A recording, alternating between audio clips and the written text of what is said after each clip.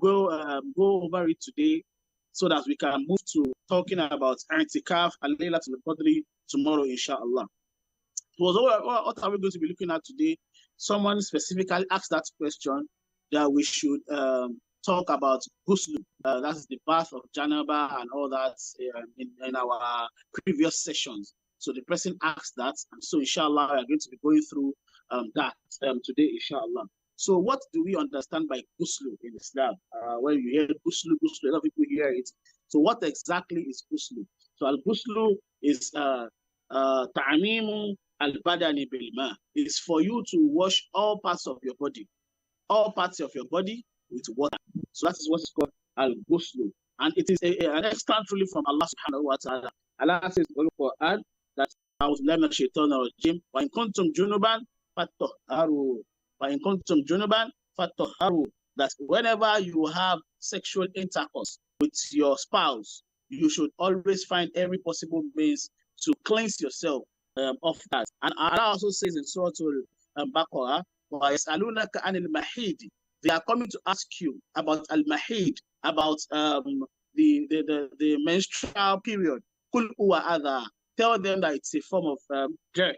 فَاعْتَزِلُوا النِّسَاءَ فِي الْمَحِيدِ, stay away from wives when they are in their menstrual time or their menstrual cycle. Now, this staying away, اعْتَزِلُوا النِّسَاءَ فِي الْمَحِيدِ, it is not as-zamani, it is al-makani.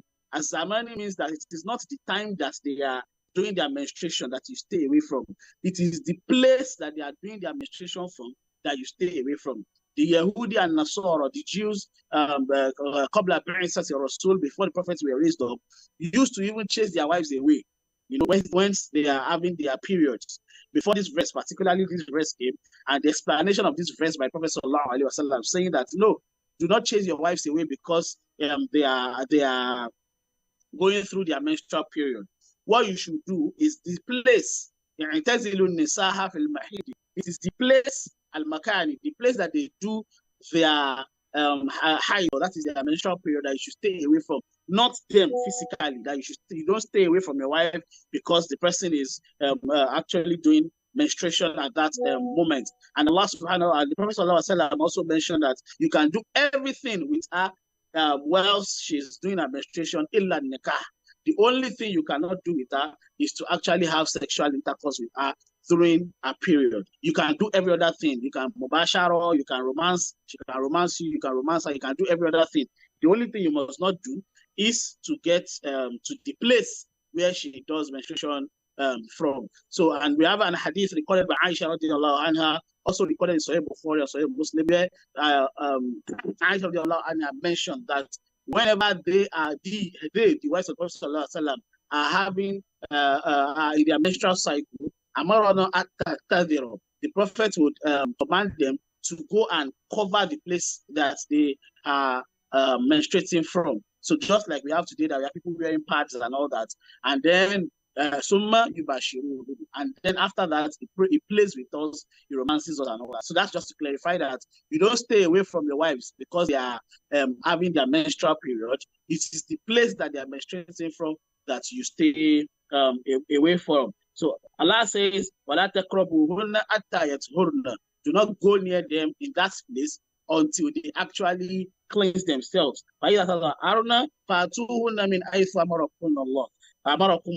So when they are now cleansed of that particular dirt, then you can come close to them the way Allah has actually commanded that they should become close to. Inna Allah yuhibbu tawwabin.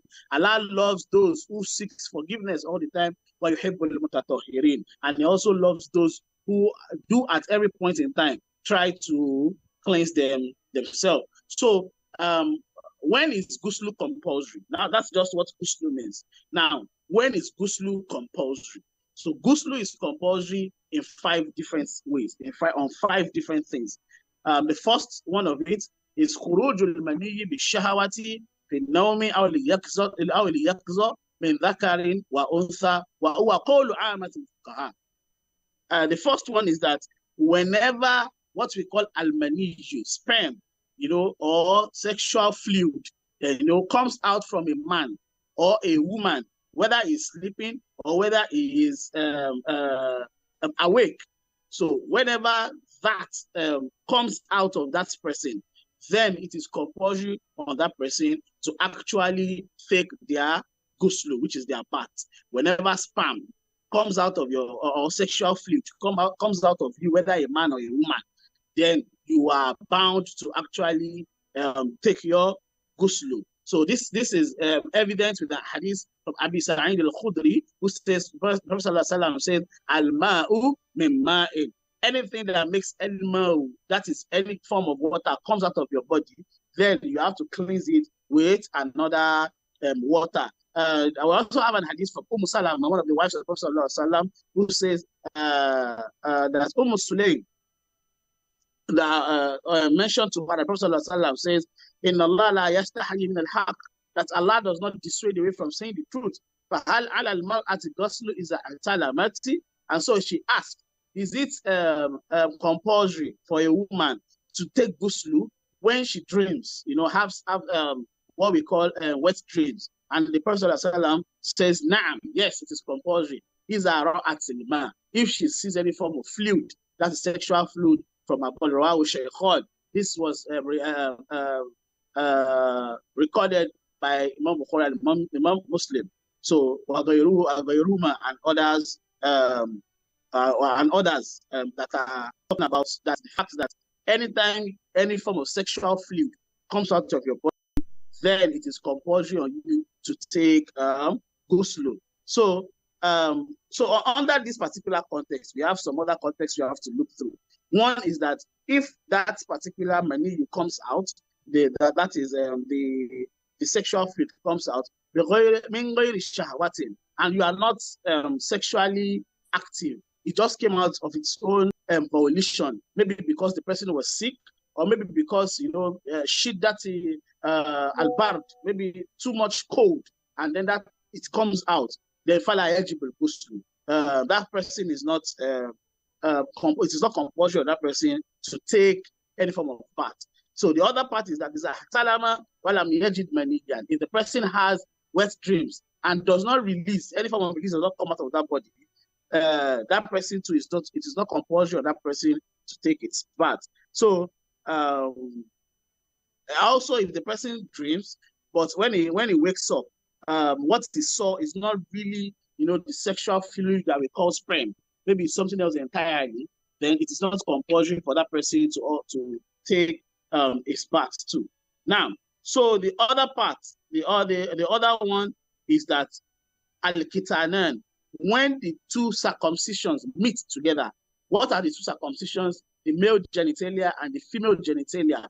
When they meet together, it becomes compulsory on you to take ghusl.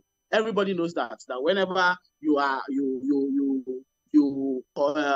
have coitus with your spouse, then it becomes compulsory on you to take ghusl. And this is clear from the verse of the Quran that we read, that Allah says, "In kuntum junuban fatahharu." Anytime you people have had what we call sexual intercourse, fatahharu, then as much as possible, cleanse yourself of that particular dirt that is on your body. So Imam Shafi'i radiallahu anhu mentioned that every verse of the Arabian language itself regards al-janaba with what we call al-jima. Al-janaba with what we call al-jima. Al-jima means meeting of the two genitalia. So we believe that anytime we do that, then al-janaba, taking janaba bath, is compulsory upon us. Now, the third one, that is the second one. I said there are 5 ways that it will become compulsory on you to actually take that bath. The third one is inqita'ul haidi wa nifas. When a menstruating woman is done with her menstruation, or when a woman that gave birth in this context is that a woman that just gave birth, and then after the 40 days of that continuous blood that comes out of her body, after she has finished that, which is called an nefas, then it is compulsory on them to to have their bath before they can be able to do every other thing that they want to do with the religion. Allah says in the Quran, "Wala taqrabuhunna," do not go near them, hatta yathurna, until they are cleansed. فَإِذَا تَطَهَّرْنَا, whenever they now cleanse up themselves, فَأْتُوهُنَّ مِنْ حَيْثُ أَمَرَكُمُ اللَّهُ, then you can go near them from whence Allah subhanahu wa ta'ala said you should go near them.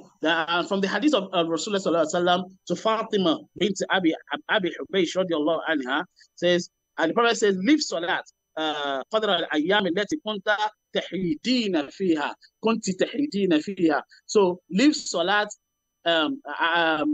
for the time that you are still getting menstrual blood out of your body. After that,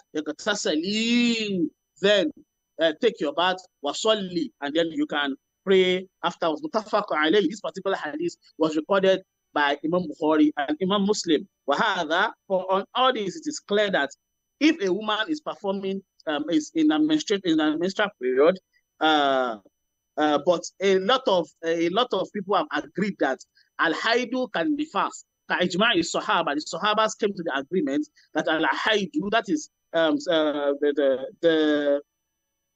the blood of menstruation is the same thing as the blood that comes out of a woman after she has given birth. So at this point, it is the same rulings that applies to both of them. So whenever you have seen your period, after your period, you must take a bath. Whenever you have given birth, after a number of days, when the bloods are finished, you must take a bath. But if the person, now there's a particular context in this, if the person gives birth and does not see that particular blood, maybe the blood does not go past 2 or 3 days afterwards, then the scholars are differing in opinion whether that person should have a bath, or not. Some have said no, she doesn't need to have a bath, but there is no supporting evidence to say that she must not have a bath. So we'll go back to the first evidence that says that it is compulsory on her to have a bath. The fourth one is that al-maut, when a Muslim dies. So that is the fourth time that it is compulsory on you to have a bath when a Muslim dies. So when a Muslim dies, it is compulsory for us, to bathe that person and Ghusl the Islamic way. The fifth one, which is the last one, is al-kafiru is al-aslama. When a kafir says he wants to come back to become a Muslim, so when a kafir wants to revert, then he's also going to take the Ghusl bath. So we are going to support this with evidence from Abi Hurairah, who mentioned that Samamatu al-Hanafi, who says that he wanted to come back to Islam. So, and the Prophet ﷺ says he should now go and take a bath. So, so everybody said that he's a former, unbeliever. Why are we still going to take a? Why does he need to come back to Islam? It's a bath. And the Prophet said, Amorahu Anyagatesila. Prophet, said, go and take your bath. And then he bathed, was Salah Rakatain, and then he prayed 2 salat. So the Prophet Hasuna Islam, that your brother's Islam is now perfect. So these 5 conditions are the compulsory conditions that will warrant anybody to take Ghusl bath. So what are the things that are forbidden for you to do when you have these 5 things? When you have janaba in your body, or you have haidu, or you have nifas. Janaba is when you have sexual intercourse.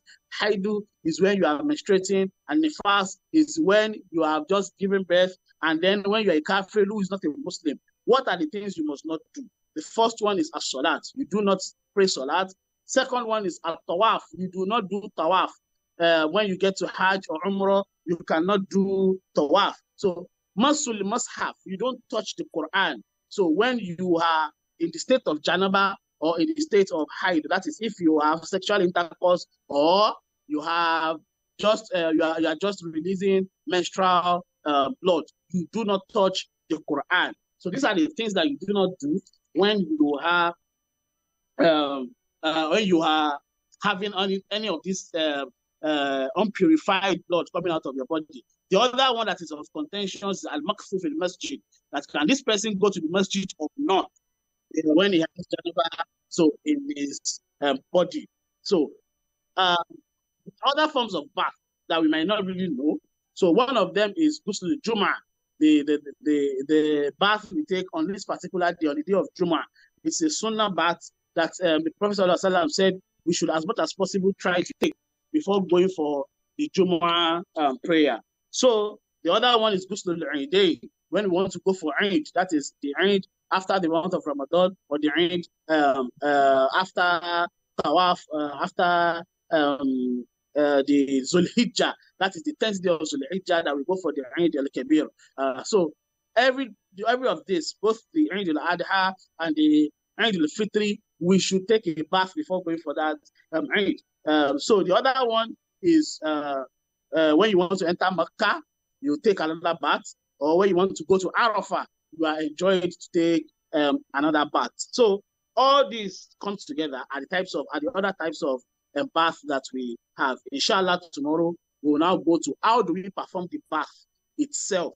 May Allah subhanahu wa ta'ala guide us right, makes us see the truth and makes us follow that which is right. Subhanakallahumma wa bihamdik, ashhadu an la ilaha illa anta, astaghfiruka wa atubu ilayk. Subhana rabbika rabbil izzati amma yasifun, wassalamu ala al-mursalin, walhamdulillahi rabbil alamin.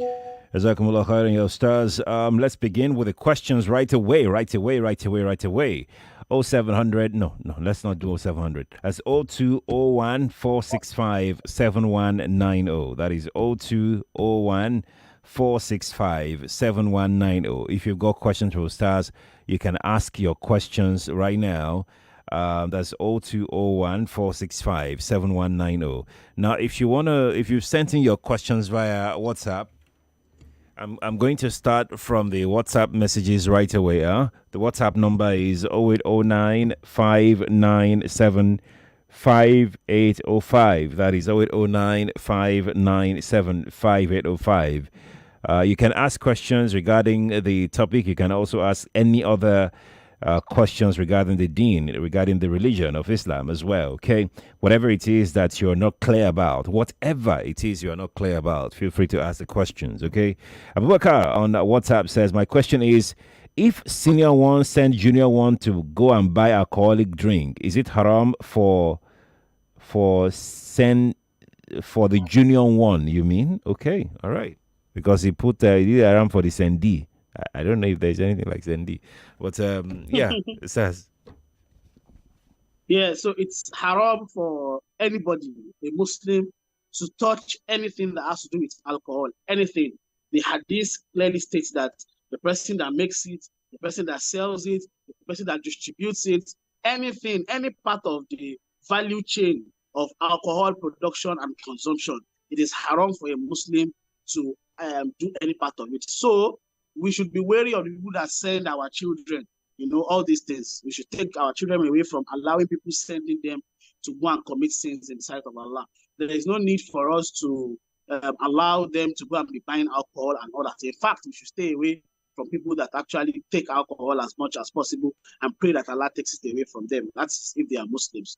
So it's not good. The child can even disagree that she is not going and must not be punished for it.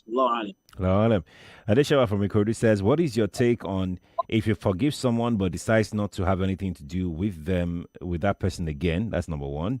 Number two, she says, my friend was told to sleep with his wife when she was having her menstrual flow. This was due to them waiting for like 4 years without a child, and it worked. That's a question. I'll start from the second question. This is not the first time I am hearing something like this. It is wrong. There is no right. There is no way it can be fashioned out. It will remain wrong. When Allah says something is haram, it is haram because it is haram. It is not because Allah subhanahu wa ta'ala just wants us not to enjoy something. It is haram in its clear state. You do not go near a woman when she is having a menstruation. You do not go near the place she's having a menstruation. It is wrong in Sharia. What that person has committed is a grievous sin. they should stick, take a lot of istighfar. The both of them, both the husband and the wife, they should do a lot of istighfar, and they should pray that Allah subhanahu wa ta'ala should not make that particular child a source of problem for them, because that the process that brought that child is a process that is going against the will of Allah subhanahu wa ta'ala. Whether they did it during that time or not, they will have still given birth. It's not saying that whether you stay for 4 years, 10 years, people that have stayed for more than that, 20 years, and they still gave birth, and they didn't need to, have sexual intercourse whilst they were having their menstrual periods before they were able to give birth.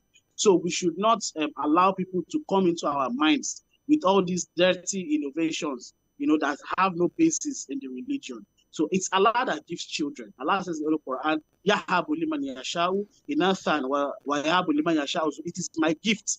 Having children is a gift from me, and I deliberately made some people barren too. So don't think that it's one thing that you do that will give you children. It's not about your whether I'm sexually active, I have power, I have all that. It's not all about anything. The command for it to be and not to be is from Allah subhanahu wa ta'ala. So don't even try as much as possible to think that it is because of one thing you did that your wife is pregnant and you're able to give birth to a child. It is Allah's will that you will give birth to a child. If it is not willed, as Allah says, I have made some people barren. So there's nothing they can do that they would still give birth here in this world. So don't stress yourself when it comes to issues like that. It is wrong for you to do that. Now, do you go away with the second question? Do you go away from people totally and say that you don't want to speak to them again or something? The only way the only reason that might make you stay away from someone in its entirety if that person is a threat to your life. If it is not a threat to your life, there is nothing else that person does that cannot be forgiven or looked away from. May Allah make it easy for us. Allahu alam. Let's go take this other question here. This person says, can we use the ablution of janaba to pray? Yes, you can use the ablution of janaba to pray. But some school of thought say you can only use it for one salat. So after the salat, you go and take another ablution. Some are of the opinion that you can use for as many salats as possible. But the jumhur is that you should use it for one salat. So what we advise is that if you are the type that starts your janaba with ablution, when you finish that janaba, you now do the normal ablution that you do in 3 parts. You know that the ablution for janaba is 1-1. So when you now finish bathing and all that, you can now do another ablution that will now be in 3 parts, so that you can be able to use it to pray as many salats as possible. So, but it depends on which of the school of thought that you follow. So the school of thought that says that you can only be used to do one salat, and then others says you can use it to do for as many salats as possible. Indeed. I have another question here that says, can I give my zakat al-fitri monetarily to family members? Yes, we are going to come to how to pay zakat al-fitri, inshallah. So it is not advisable in our own locality here that you should give out money for zakat al-fitri. It is better to give out the food items themselves. So, but if you are in an environment where getting that food items to people might not really be easy, then you can convert it into cash, and then you can give it out, in recompense for not giving out the food himself. It is not advisable. In fact, the best way to give us zakat al-fitri is to give out the food items itself. So if you're not able to do that and you have no other means, then you can convert it into monetary value. Inshallah, I'll share. There's a chart saying what you can pay in money in terms for rice, for beans, for anything you want to share. So I'll share it, inshallah, on my social media. So it is that is when you are in an environment when giving out the food items itself is not possible. But in our own context, it's possible for us to buy rice and beans and all that and give it out. So it is better for us to do that. Indeed. Let me take another question here very quickly. This person says on zakat, can one share his zakat among more than one persons, or it must be given to only one person? Abiono from Mushin sent this in. Okay, it depends on the volume of your zakat. Depends on the volume of your zakat. For example, someone that after you remove your zakat, maybe the whole zakat is now 100K. 100K is even, small to set up one person. Not talk of saying you want to share it amongst 2 or 3 people. So because the concept of zakat is for economic stability amongst the ummah. So it's to share economic resources amongst the ummah. What we are looking at is that if you are the one that got zakat this year, by next year, you also should be capable of giving out zakat to somebody else. So if you are sharing zakat like Sodako, you are giving people 20,000, 20,000. It's just money for food. It's just something they will just use to buy food for a week in their house, and that is done. So it's better to take the bulk of money, if it makes sense, and give it to one person who will now use that money to either set up a business or solve a pending issue or pay a debt or solve a health issue or pay their school fees or something, rather than sharing it as if you are doing Sodako. So, but say, for example, your zakat is, say, maybe a 1 million naira. You can bring 2 people together, give them 500,000 naira each. There's nothing that says you cannot monitor your zakat, though. So don't let anybody give you. You can monitor it and say, this 500K I'm giving you, I want you to go to start a business. And then you monitor that person and make sure the person starts a business with that money. So it is better that way than say you want to be sharing 5,000, 10,000 to people. That is not sustainable. You have not given them any form of sustainable income or sustainable wealth production, which is the actual goal of zakat. The actual goal of zakat is that so that person will not come next year again and say, please come and give me money. So you are taking him out of poverty entirely. So you are not giving out palliatives. You are not. It's empowerment. Zakat is not palliative. It is empowerment. You are empowering that person to be financially comfortable to be able to give zakat to another person, next year. And so you share economic prosperity amongst the ummah, actually doing that. So we're going to take a quick break from our sponsor, then we'll come back to ask further questions this morning. Let's take this break, Lagos. We'll be back. It's a new season of Ramadan, a season of kindness, sharing, and lots of cooking. It's also a new season of Maggie Diaries that will keep you inspired with amazing recipes for every taste and budget. Showing every day on Z World at 4 p.m. and Africa Magic Yoruba at 5:30 p.m. Also, watch on Maggie YouTube channel every day. Everyone is welcome. Ramadan Kareem! Maggie, cook the difference. And now, The Light. The Light. Welcome back to The Light here on Nigeria Info 99.3. And then we're still having questions here. Ustadh, before the break, you said something about zakat given to one person so as to take the person out of poverty. I just want to ask a follow-up to that question. I have a couple other questions, but let me just start with this one here. That can one give the zakat to leaders, Islamic leaders in one's environment, or ones that one can trust to distribute the zakat to people, especially if the zakat is substantial?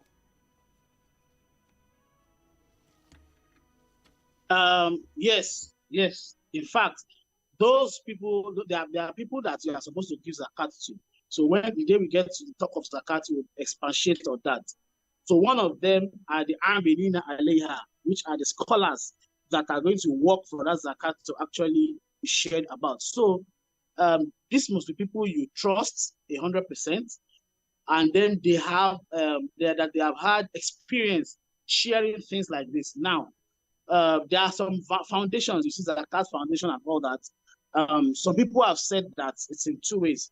That those that run these foundations, they might not necessarily be open totally to how they are sharing your own personal zakat.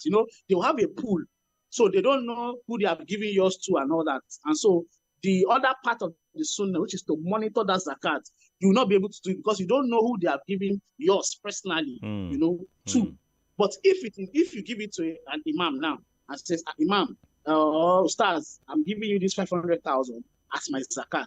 The imam knows the people in that community that comes to pray salat and all that are actually suffering, that are actually in need. And he now calls maybe 2 people and then calls you and says, Alaji, your zakat that you gave to me, I gave 250K to this person, 250K to this person. Now, it is not wrong for the imam to take out of it, so don't say, yeah, imam, I gave you 500,000, you now 200,000. It is not wrong, because the imam is part of those that's called al-amilina alayha. He is the one that wants to disburse it. So there's nothing wrong for him to take out of it. So if he now says, I'm giving 200K to this person, 200K to this person, I took 100K. Now, these two people I gave 200K to, you can now start monitoring them. That is your own.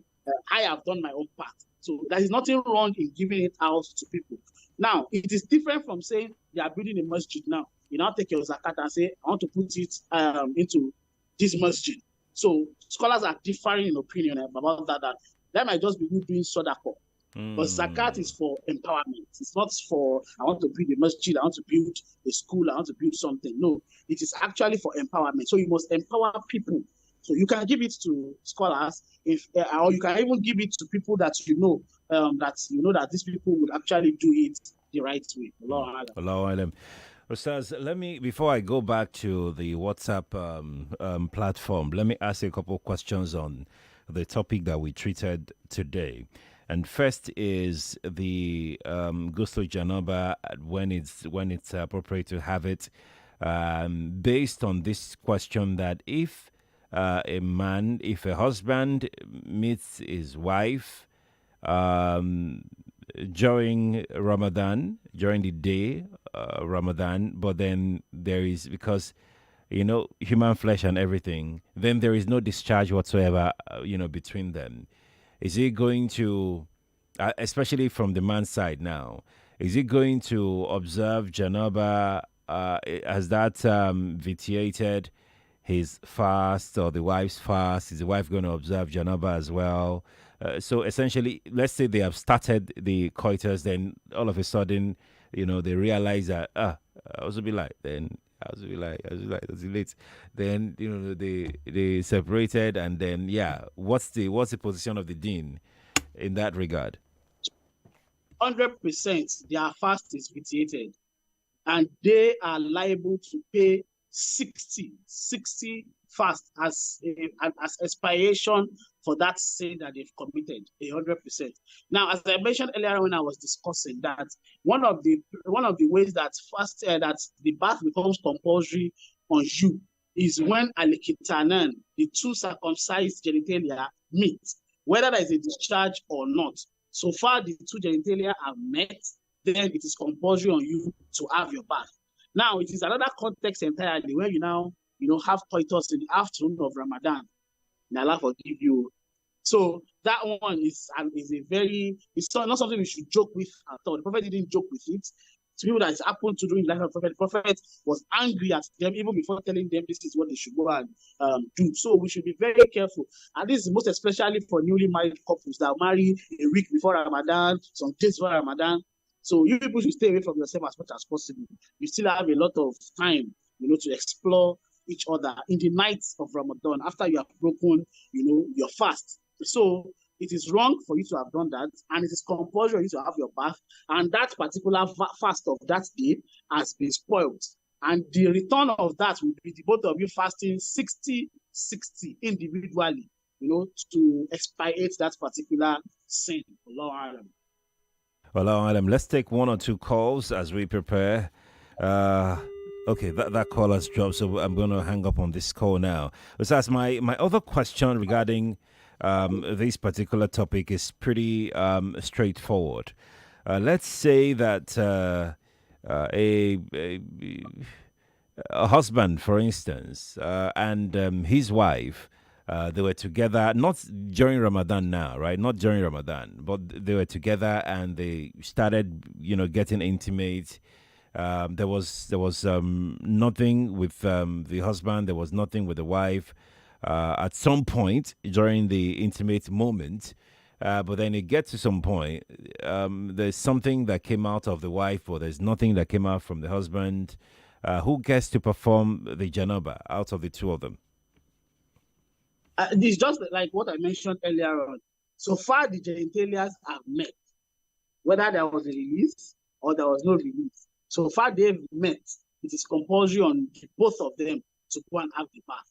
So far the genitalia, the only time is when they did not meet. It is part of what we mentioned, that when they did not meet, but that person released.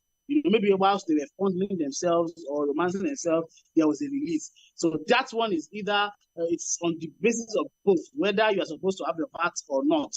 But the best thing, even in that situation, is to have your bath. Not to not talk of when the genitalia actually meet. So far they've met. Yeah. You are compulsory to have your bath. We're gonna try with the telephone lines now. Let's see if they're back. Assalamu alaikum. Okay, the calls are not back yet. Ustadh, when are we going to discuss how to perform this janaba for a number of Muslims that don't even know how to? Before you answer that question, let's try this person here. Assalamu alaikum, you've got a question? Assalamu alaikum. Wa alaikum barakah. My name is Lukman. Mr. Lukman, what's your question? The question I want to ask that when somebody don't have wife and you want to marry and you see the person doing the fast, how somebody can talk to the person? Ustaz, you get the question? Yes. Okay, all right. Let's take another question, then we'll put the two together. Assalamu alaikum. Hello, good morning. Good morning, sir. Good morning. Yes, please, sir. You're welcome. Can I ask the prophet question? Oh, sure. It's Ustaz, not the prophet. Yeah, go on. This is the blind Francis.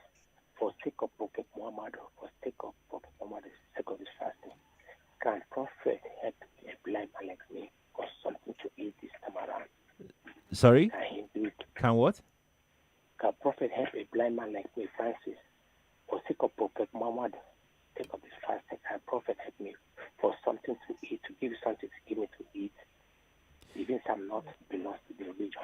Mr. Francis, the religion does not discriminate. If there is anything to share to people, if people have excess, we are obliged to do good generally to people.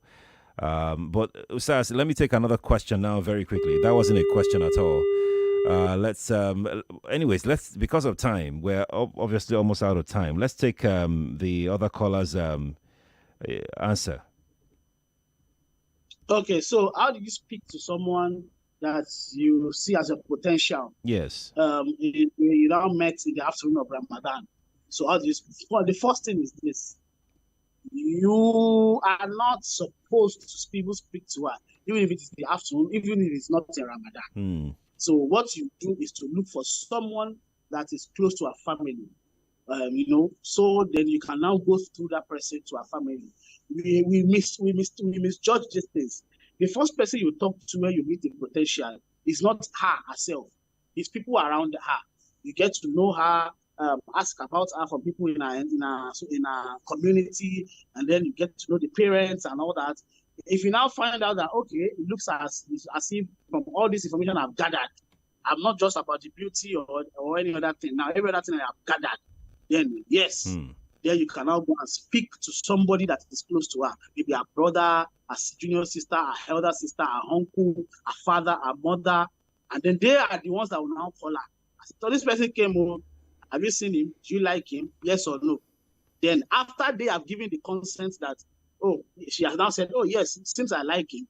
Then the both of you can now start talking. So it's not the talking that starts first. It is you going to meet people in a community and all that, and then getting to get the easing, that is the permission to speak to her before you now start speaking to her. So, but our society today has turned the whole thing overboard. So you can maybe get a contact at that point that you meet her. Say, please give me your phone number or give me your WhatsApp or something, and then afterwards you can now go and discuss. But it is not good for you people to now sit down, in the afternoon of Ramadan. People that are ashnabiya to each other, you now sit down together and you're conversing. The third person between the both of you is shaitan. I mean, shaitan not use us in the afternoon of Ramadan. Lord. And please, whenever you are having these discussions, even when you guys are not officially married, do not have it in a secluded environment. You should always meet in an open space where there are a lot of people, there, until the day you actually tie the knot. Lord. Allah Alam. Asas, we must let you go at this point. Do share your social media handles, please, for those, because I can see calls here. We can't take any more questions right now. Do share your social media handles, please. So, inshallah, we will continue the series on the Ghusl tomorrow, and then we'll talk about how do we perform Ghusl itself, inshallah, tomorrow. So, on Facebook, it's Hashim Ibrahim Bolaji on Facebook, and then on Twitter, it's at Don Imam for all, DONIMAM figure 4 AWL. Right. So I say, what a prayer as you go. And may Allah subhanahu wa ta'ala continue to bless us, continue to keep us safe in our country. May Allah repose the souls of the soldiers that were killed in faraway Delta, that were buried some days ago. May Allah grant us ease in this country, and may Allah make it easy for our leaders, guide them aright to be able to do what is right by us. And may Allah grant His upon all of us, generally, economically, spiritually, financially, and may Allah make it easy for us to attain Jannah when we are gone. May Allah make us exit Ramadan better than we came into Ramadan. Allahumma ballighna laylatal qadri. اللهم بلغنا ليلة القدر اللهم بلغنا ليلة القدر سبحانك اللهم وبحمدك أشهد أن لا إله إلا أنت أستغفرك وأتوب إليك سبحان ربك رب العزة عما يصفون والسلام على المرسلين والحمد لله رب العالمين. Jazakumullah khairan. Yo, Ustadh, thank you so much again for coming through today. Lagos, that's Ustadh Hashim Bolaji Ibrahim. You can rewatch all the episodes of The Light. They are on Facebook, they are on YouTube. So if you missed it any day at all, you can go there to go and watch again. All right. Just search for Nigeria Info 99.3 on Facebook and on YouTube. Then search for The Light. And you will be able to see, and then you can watch. We'll take a message from our sponsors, Maggie and Lotus Bank. And we're back in a moment for the last segment of the show. Stay here, please. It's a new season of Ramadan, a season of kindness, sharing, and lots of cooking. It's also a new season of Maggie Diaries that will keep you inspired with amazing recipes for every taste and budget. Showing every day on Z World at 4 p.m. and Africa Magic Yoruba at 5:30 p.m. Also, watch on Maggie YouTube channel every day. Everyone is welcome. Ramadan Kareem! Maggie, cook the difference. Hey Lagos, it's me again. Gather here because I'm bringing you sweet gist, and this one's from Lotus Bank. If you're tired of waiting days for your funds to settle, well, you can now say goodbye to the wait while you experience lightning fast cash flow with Lotus Bank's Instant Settlement feature. With the Lotus Bank Instant Settlement feature, you can get your money quickly and ensure steady cash flow for your business. With seamless integration and low-cost transactions, Lotus Bank maximizes your profits while providing round-the-clock support. They've got you covered. So why are you darling? Join the banking revolution today and experience the speed of Lotus Bank. And if you're ready to take your business to new heights, then look no further. Empower your business with Lotus Bank's all-in-one merchant services. With Lotus Bank's POS and merchant services, you enjoy instant settlement, interactive dashboards, and swift resolution of chargeback disputes. With low-cost transactions, freebies like POS terminals, and top-notch security, Lotus Bank has everything you need to succeed. Do not settle for less, Lagos. Choose Lotus Bank for seamless transactions and unparalleled support.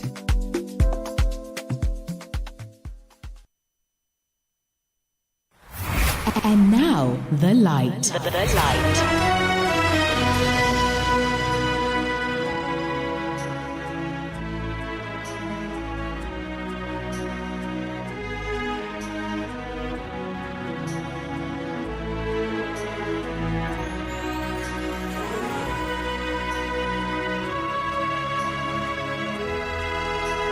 Welcome back to The Light. Many thanks to our sponsors, Lotus Bank and Maggie. Otumba Afimogboye Foundation of Ikeneremo Land. Many thanks to you.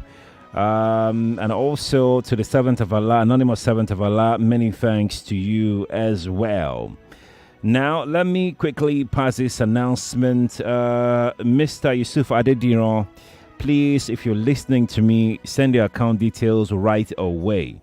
For some reason, I couldn't find your account details. The one you sent wasn't going through, and I'm aware that you sent another one, but I couldn't catch that one before it disappeared. I don't know why it disappeared. maybe I don't know whether you have disappearing message or something. Well, please resend it right now, Mr. Yusuf. Resend that right now. The number again, it's 0809 597 5805. That is 0809 597 5805 for Mr. Yusuf alone. Okay, I have your previous account number because that is what I will use to know if it's yours, if you are the one that sent it or not. Okay, all right. Now let's begin. The mail line is back up. That's 0700 993 993 993. That's 0700 993 993 993. 0201 465 7190. Shall we begin? Assalamu alaikum. What's your name, sir? Abdul Latif. Abdul Latif? Yes. Okay. Abdul Latif what? Ayodeji. Abdul Latif Ayodeji. Have you won before? Your name sounds very familiar. No, I haven't won before. Okay. All right. So here we go. Here's your question, Abdul Latif. Are you ready? Yes. All righty. I'm going to drop this one for you. Who was Prophet Ibrahim ready to sacrifice for Allah? Prophet Ismail. Who was Prophet Ibrahim ready to sacrifice for Allah? That would be Ismail. I'll give it to you. You've got 5,000 naira. Thank you. Let me have your account details.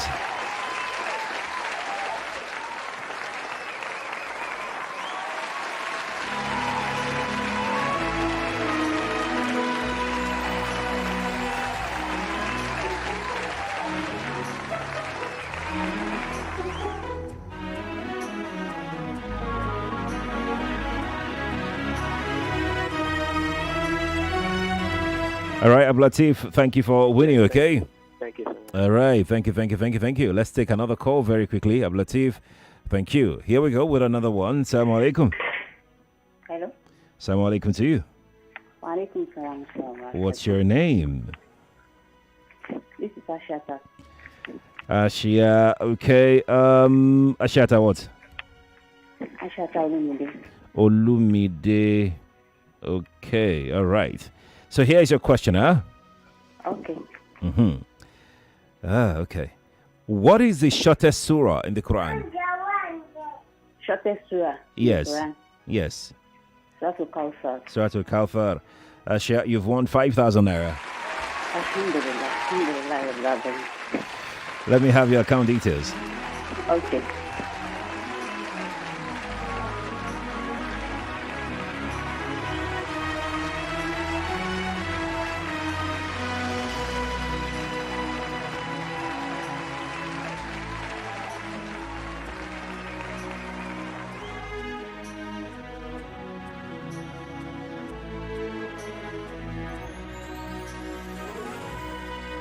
All right, Asha, thank you for calling, and thank you for winning as well. Thank you. Let's jump on another call. Assalamu alaikum. Assalamu alaikum. Wa alaikum salam barakatuh. What's your name? My name is Samia Odeu. Who? Samia Odeu. Samia Odeu. No. Okay, all right. Okay. So here's your question. Are you ready? Yes, sir. What is the longest surah in the Quran? Surah Al-Baqarah. Absolutely correct. 5,000 naira. You have won 5,000 naira. Oh, yeah, come. Let me have your account details.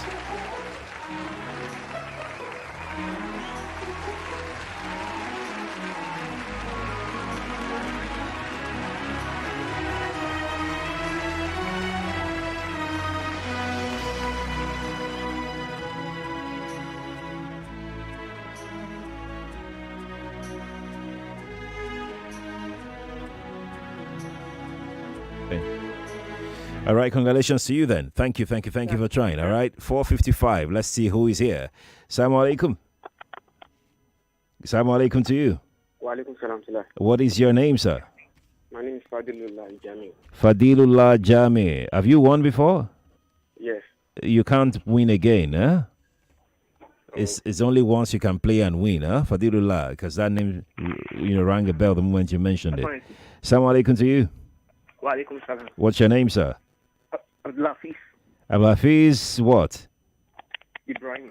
Abdulafiz Ibrahim. Where are you calling me from? From Kurudu. Hafiz Ibrahim. Okay. Hafiz, this is your question. Are you ready? Yes, sir. Alrighty. So here we go with your question. Okay, sir. How many angels are going to question you in the grave? 2. 2, absolutely. You're correct. It's 5,000 naira you have won. Alhamdulillah. Hafiz, let me have your account details. Okay, sir.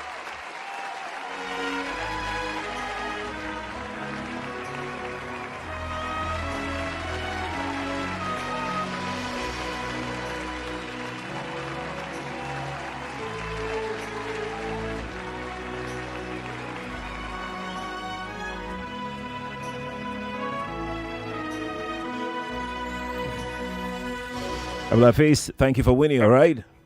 Thank you. Thank you. Wa yakum. Let's jump on this one here. Assalamu alaikum. Assalamu alaikum. Are you here? Assalamu alaikum. Wa alaikum salam. What's your name? My name is Oladele. You have to be very audible, please. Let's not waste time saying, hey, I can't hear you. Oladele what? Lawal. What? Lawal. Lawa, okay. Muhammadu Lawa, let's oh yeah, that call dropped. Can you just imagine that? What a luck. Let's take another one. Assalamu alaikum. Assalamu alaikum. Wa alaikum salam, sir. Alaikum salam. What's your name? Animasha Ibrahim. Animasha Ibrahim. Animasha Ibrahim. Okay. This is your question, Mr. Ibrahim. Are you ready? Mr. Ibrahim. Yes, sir. I can hear you. Are you ready? Yes, sir. Okay, so here's your question. Which prophet was tempted to commit adultery? Prophet Yusuf. Prophet Yusuf, you've won 5,000 naira. You have won 5,000 naira. Alhamdulillah. Thank you, sir. Let me have your account details, sir.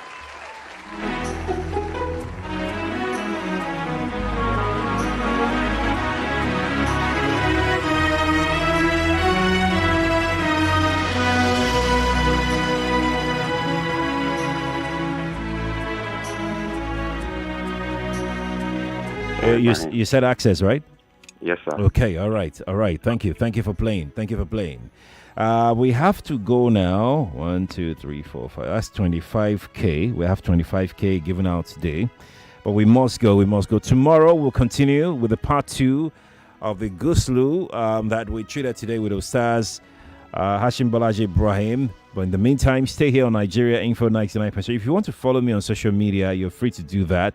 It's Sheriff Quadry on X. It's Quadry Sheriff on Instagram. Where Facebook page is Sheriff Quadry as well. Kofi Battles is next on the Morning Crossfire here on Nigeria Info 99.3. Jazakumullah khairan, Lagos. Assalamu alaikum. 99.3 Nigeria Info. We are more than just radio. Subscribe to our YouTube channel at Nigeria Info FM. Check us out on Facebook at Nigeria Info 99.3. Follow us on Twitter at Nigeria Info FM and on Instagram at Nigeria Info FM Lagos for live updates as it happens.